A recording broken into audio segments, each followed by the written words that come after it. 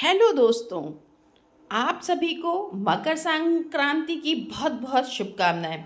मकर संक्रांति का पावन दिन है जब सूर्य देव धनु राशि से निकलकर मकर राशि में प्रवेश करते हैं। इसे उत्तरायण का प्रारंभ माना जाता है, यानी देवताओं का दिन आरंभ होता है।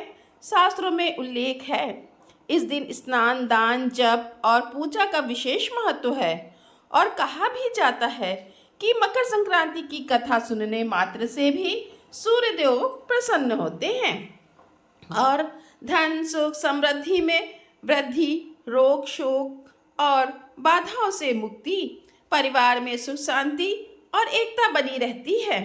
तो प्रिय दोस्तों, कथा को अंत तक अवश्य सुने। यह कथा है एक ऐसे गांव की जिसका नाम था शांतिपुर। नाम में शांति थी, पर उस गांव में एक घर में माधव और गोपाल पिता पुत्र के हृदयों में बरसों से अशांति का एक बवंडर पल रहा था। शांतिपुर गंगा किनारे बसा एक छोटा हरा भरा गांव था, जहां की धरती उपजाऊ और लोग सीधे सादे थे। खेतों में खली फसलें हवा में झूमती मानो जीवन का गीत गा रही हों, पर माधव के घर में वो गीत सदियों से खामोश पड़ा था। माधव एक 70 वर्षीय अनुभवी किसान, जिसकी त्वचा धूप और मिट्टी की कथा कहती थी। उनके हाथ वर्षों से हल चलाते चलाते खुरदुरे हो चुके थे। उन हाथों में जमीन की हर नस की पहचान थी। उनकी आंखें गहरी थीं, जिनमें एक शांत पीड़ा का सागर लहराता रहता था। उनका पुत्र गोपाल उन आंखों का तारा था। एक समय आज वह तारा उनसे दूर अपने ही अहंकार के आकाश में अकेला चमक रहा था। गोपाल भी किसान था, 35 साल का मजबूत नौजवान, जिसकी भुजाओं में शक्ति थी और विचारों में नई क्रांति। पर उसके मन में एक कड़वाहट थी जो उसे अपने पिता से दूर ले गई थी। 5 साल पहले की बात है। उस साल मानसून कुछ रूठा रूठा सा था और फसलें सूखने लगी थीं। गोपाल, जो हमेशा से कुछ नए करने का शौकीन था, एक नई सिंचाई पद्धति आजमाना चाहता था। माधव परंपराओं में पले भरे पुराने तरीकों पर अटके थे। अरे बेटा, यह सब शहरों के ढोंग हैं। हमारी धरती पर यही तरीका काम आता है जो हमारे पुरखों ने हमें सिखाया है, माधव ने बड़ी सहजता से कहा। पर गोपाल के लिए यह शब्द किसी जहर से कम न थे। उसे लगा उसके पिता उस पर विश्वास नहीं करते, उसकी सोच को महत्व नहीं देते। उसकी सोच ही पुरानी हो गई है। पिताजी, यही कारण है कि हम कभी आगे नहीं बढ़ पाते, गोपाल ने गुस्से में पलटवार किया। उस दिन शब्दों की मर्यादा टूटी थी और रिश्तों की डोर भी। अगर तुम्हें मेरी सोच से इतनी दिक्कत है तो अपनी सोच से ही जीवन जियो। मेरा दरवाजा तुम्हारे लिए बंद है, माधव ने क्रोध में कहा था। उनके भीतर भी अपने बेटे की कड़वी बात से गहरा घाव लगा था। गोपाल ने बिना एक शब्द कहे अपना सामान उठाया और गांव के दूसरे छोर पर अपनी एक छोटी सी जमीन पर अलग घर बना लिया। तब से 5 साल बीत गए थे। वे दोनों एक ही गांव में रहते थे, एक ही बाजार में मिलते थे, एक ही खेतों की मेड़ पर काम करते थे, पर अपनी आंखें एक दूसरे से कभी नहीं मिलाते। जब भी वे एक दूसरे के पास से गुजरते, एक असहज चुप्पी, एक अनदेखी दीवार उनके बीच खड़ी हो जाती। माधव का दिल हर पल अपने बेटे के लिए धड़कता, पर उसका अहंकार और अपने बेटे की उस दिन की कटु बातें उसे पास जाने से रोकती थीं। गोपाल भी अपने पिता को देखकर टीस महसूस करता। क्यों मैं ही पहले झुकूं का भाव से जकर लेता था। उसकी माँ, जो इन दोनों के बीच एक सेतु का काम करती थी, इन सब से पहले ही स्वर्ग सिधार चुकी थी। उनकी अनुपस्थिति ने इस खाई को और भी गहरा कर दिया था। अब मकर संक्रांति का पावन पर्व नजदीक था। पूरे शांतिपुर में उत्सव का माहौल था। घर घर में तिल गुड़ की सौंधी खुशबू फैल रही थी। बच्चे पतंग उड़ाने की तैयारी में मस्त थे और औरतें घरों को लीप पोत कर स्वच्छ कर रही थीं। यह दिन सूर्यदेव के उत्तरायण होने का प्रतीक था। जब सूर्य दक्षिण से उत्तर की ओर अपनी यात्रा शुरू करते हैं, अंधकार से प्रकाश की ओर शीतलता से ऊष्मा की ओर या नवीनीकरण का, दान पुण्य का और संबंधों में मधुरता लाने का पर्व था। माधव अपने छोटे से घर की चौखट पर बैठे दूर खेतों को निहार रहे थे। उनकी आंखें सूनी थीं। मकर संक्रांति आती और चली जाती, पर उनके जीवन में कोई उत्तरायण नहीं होता। उनका बेटा उनके पास से कितनी बार गुजरता, पर कभी पलट कर नहीं देखता। एक लंबी आह उनके सीने से निकली। हे राम, कब तक ऐसा चलेगा? उधर गोपाल भी अपने खेतों में काम करते हुए उदास था। मकर संक्रांति का यह उल्लास उसे खिन्न कर रहा था। उसके घर में कोई उत्साह नहीं था, कोई मनाने वाला नहीं था। वह अक्सर अपनी पत्नी की मृत्यु के बाद से अकेला ही रहता था और पिता के अलग हो जाने से उसकी दुनिया और सिमट गई थी। उसे याद आया बचपन में मकर संक्रांति के दिन पिता जी कैसे सुबह सुबह उसे गंगा में स्नान कराने ले जाते थे, फिर तिल गुड़ खिलाते और मंदिर ले जाकर कथा सुनते। उन दिनों उनके बीच कितना प्यार था। एक कसक उसके दिल में उठी जिसे उसने तुरंत दबा दिया। नहीं, गलती उनकी थी, मैं क्यों याद करूं वो सब। मकर संक्रांति की पूर्व संध्या पर गांव के ठाकुर बाबा, जो गांव के सबसे वृद्ध और ज्ञानी व्यक्ति थे, माधव के पास आए। अरे माधव, क्या हुआ? इतनी उदासी क्यों है चेहरे पर? मकर संक्रांति है कल, खुश हो? माधव ने ठाकुर बाबा की ओर देखा। उनकी आंखों में नमी तैर आई। क्या बताऊं बाबा, यह मकर संक्रांति भी एक और साल लाती है, पर मेरे बेटे और मेरे बीच की दूरी मिटती नहीं। ठाकुर बाबा ने उनके कंधे पर हाथ रखा। माधव, सूर्य उत्तरायण होते हैं, समय बदलता है। क्या पता इस बार सूर्यदेव तुम्हारे जीवन में भी प्रकाश ले आए। उन्होंने एक गहरी सांस ली। कल सुबह मंदिर में कथा होगी, गोपाल भी आता होगा। माधव ने सिर झुका लिया। पता नहीं बाबा, वो तो मेरा चेहरा भी नहीं देखना चाहता। अगली सुबह मकर संक्रांति का दिन था। कड़ाके की ठंड थी, पर सूर्यदेव की पहली किरण धरती पर पड़ते ही एक नई स्फूर्ति भर गई। गांव के लोग टोलियों में गंगा स्नान के लिए निकल पड़े।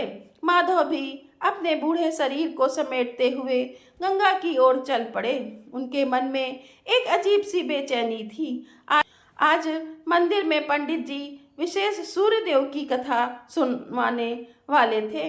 गंगा के निर्मल जल में स्नान कर माधव ने अपने शरीर को शुद्ध किया।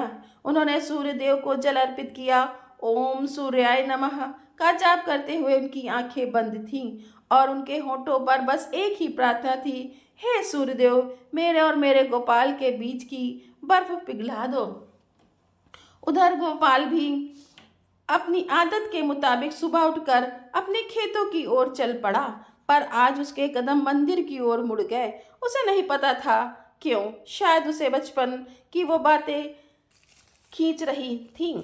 उसने गंगा में डुबकी लगाई, पर बिना किसी से बात किए। उसकी नजरें हर जगह अपने पिता को ढूंढ रही थीं, पर उसे देख नहीं पा रहा था। उसे लगा शायद पिता जी अभी तक नहीं आए। वो भीगी धोती में ही मंदिर की ओर चल पड़ा। मंदिर में भीड़ जुटने लगी।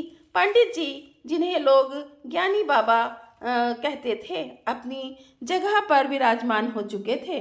उन्होंने गंगा जल छिड़क कर वातावरण को शुद्ध किया, पवित्र किया और अपनी गंभीर मधुर वाणी में कथा आरंभ की। माधव मंदिर के एक कोने में बैठे थे। उनकी आंखें छत की ओर लगी थीं, जैसे ही ईश्वर से कोई उत्तर ढूंढ रही हों। गोपाल भी आया और भीड़ में सबसे पीछे एक खंबे के सहारे बैठ गया। उसकी नजरें मंदिर में हर चेहरे को टटोल रही थीं, पर उसने जानबूझकर माधव की ओर नहीं देखा। उसकी आंखों में अभी भी एक अड़ियल भाव था। पंडित जी ने अपनी कथा शुरू की। आज मकर संक्रांति का पावन पर्व है। आज के दिन सूर्यदेव दक्षिणायन से उत्तरायण होते हैं। यह केवल दिशा का परिवर्तन नहीं, यह एक गहन आध्यात्मिक संदेश है। मेरे प्यारे भक्तों, गोपाल ने अनमने भाव से सुना। उसे लगा यह सब पुरानी बातें हैं, उसका इनसे क्या लेना देना। पंडित जी आगे बोले, सूर्यदेव क्या करते हैं वह बिना किसी भेदभाव के सबको प्रकाश देते हैं। वह अंधकार का नाश करते हैं, जीवन को ऊर्जा देते हैं, वनस्पतियों को पोषण देते हैं। वह किसी से नहीं पूछते कि तुम अमीर हो या गरीब, ब्राह्मण हो या शूद्र, मेरे दोस्तों हो या मेरे दुश्मन। उनका प्रकाश तो सब पर समान रूप से पड़ता है। गोपाल के कान में यह शब्द पड़े बिना किसी भेदभाव के उसे अपने पिता की याद आई। क्या उसके पिता ने भी उसके साथ कोई भेदभाव किया था? नहीं, शायद नहीं, बस अपनी पुरानी सोच पर अड़े थे। जब सूर्य उत्तरायण होते हैं तब वे शीतलता को पीछे छोड़ ऊष्मा की ओर बढ़ते हैं। यह हमें सिखाता है कि जीवन में कभी कभी हमें भी अपने शीतल यानी ठंडे पड़े रिश्तों को गर्माहट देनी चाहिए। हमें अपने मन की दक्षिणायन सोच को, जहाँ हम केवल अपनी सुख दुख देखते हैं, उसे छोड़कर उत्तरायण होना चाहिए, जहाँ हम दूसरों की खुशी, दूसरों के दर्द को भी समझते हैं। पंडित जी की वाणी में गहरा भाव था। माधव की आंखों में आंसू आ गए। वो मन ही मन प्रार्थना करने लगे, क्या मेरा गोपाल भी यह सब सुन रहा होगा, समझ रहा होगा? गोपाल के मन में एक बेचैनी होने लगी। पंडित जी के शब्द तीर की तरह उसके हृदय में चुभ रहे थे। उसे याद आया बचपन में उसके पिता उसे कंधे पर बैठाकर पूरे गांव में घुमाते थे। एक बार वह बीमार पड़ा था तो माधव ने रात रात भर जाग कर उसकी सेवा की थी। उन दिनों तो कोई भेदभाव नहीं था। पंडित जी ने अपनी कथा को आगे बढ़ाया। यह उत्तरायण हमें त्याग सिखाता है। सूर्यदेव अपना सर्वस्व लुटाते हैं बिना किसी उम्मीद के। रिश्तों में भी हमें यही त्याग अपनाना चाहिए। अहंकार, क्रोध, ईर्ष्या, यह सब हमारे मन के अंधकार हैं। जैसे सूर्य इन अंधकारों को मिटाते हैं, वैसे ही हमें भी अपने अहंकार की रात्रि को छोड़कर क्षमा के सूर्योदय की ओर बढ़ना चाहिए। अहंकार गोपाल के मन में यह शब्द गूंज उठा। क्या यह सच नहीं था? उसका अपना अहंकार ही तो था जो उसे अपने पिता के पास जाने से रोक रहा था। उसने सोचा था, मैं क्यों झुकूं? गलती उनकी थी, पर क्या गलती सिर्फ उनकी थी? क्या उसका गुस्सा, उसका कठोर जवाब, उसकी जिद कम बड़ी गलती थी? उसने अपने पिता के उम्र भर के त्याग को उस एक पल के गुस्से में भुला दिया। गोपाल की आंखों में अचानक नमी सी आ गई। उसे याद आया कि उसकी माँ के देहांत के बाद जब भी वह पूरी तरह टूट गया था, तब माधव ने ही उसे संभाला था। उन्होंने ही उसे समझाया था कि जीवन में आगे बढ़ना होता है, चाहे कितने भी कष्ट क्यों ना आए। वे तब भी तो उसके पिता थे, उसके गुरु थे। पंडित जी ने कहा, मकर संक्रांति पर तिल गुड़ का दान क्यों किया जाता है? तिल में तेल होता है तो प्रेम का प्रतीक है, गुड़ मिठास का प्रतीक है। अपने रिश्तों में प्रेम और मिठास घोलनी चाहिए, कड़वाहट को त्यागना चाहिए। जैसे सूर्य बिना भेदभाव के सबको प्रकाश देता है, वैसे ही रिश्तों में भी बिना शर्त प्रेम बांटना चाहिए। गोपाल की आंखों से अब आंसू छलकने लगे थे।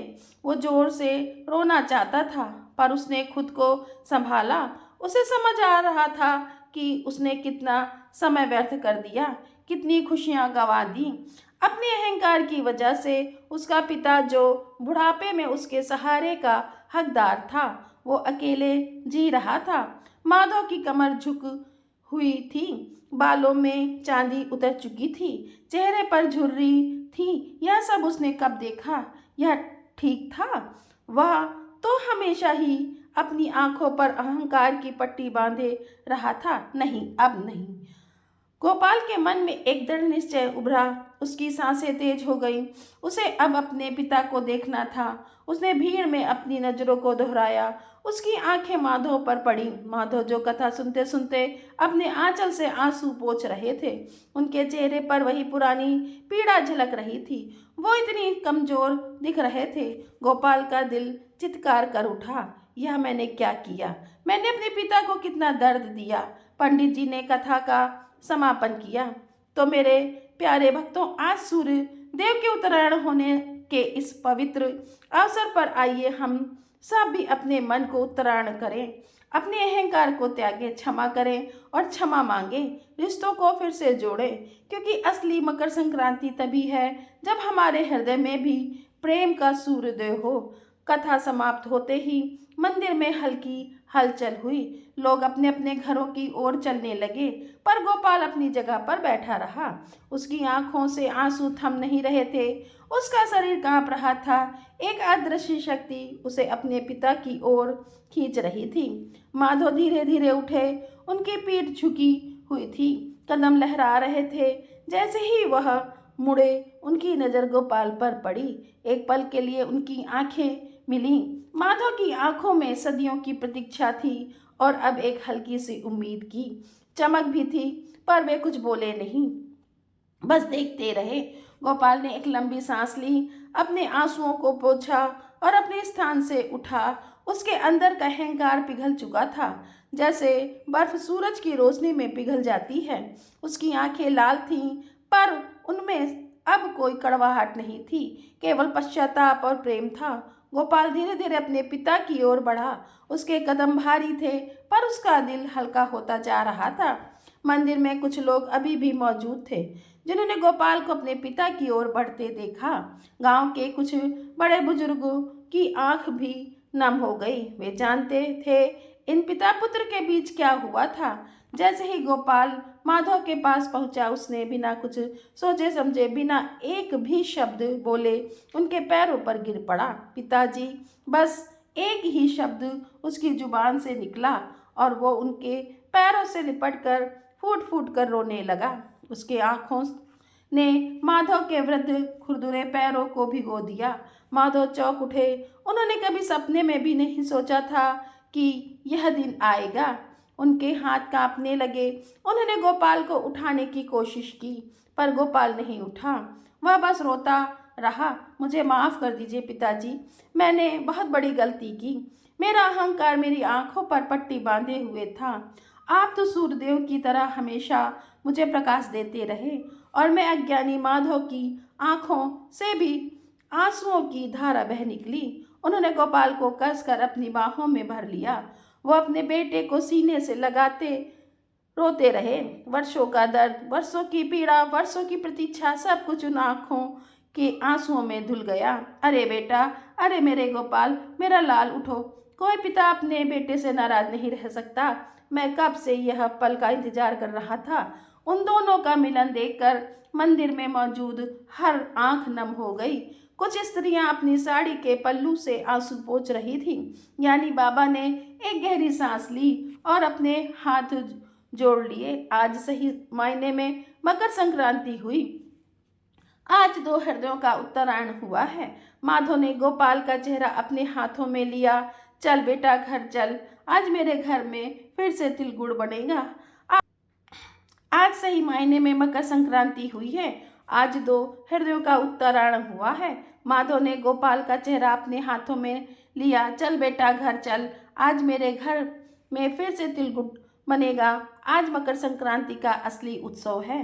दोनों पिता पुत्र कंधे से कंधा मिलाकर मंदिर से बाहर निकले। सूर्यदेव की किरणें उनके चेहरों पर थीं, जैसे ही उन्हें आशीर्वाद दे रही हों। गांव वाले उनकी ओर देख रहे थे।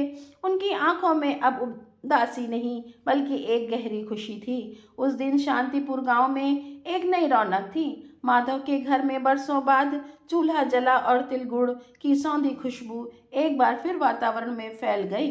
गोपाल ने अपने पिता के पास बैठकर तिल गुड़ खाया और उस स्वाद में उसे अपने बचपन की सारी मिठास मिल गई।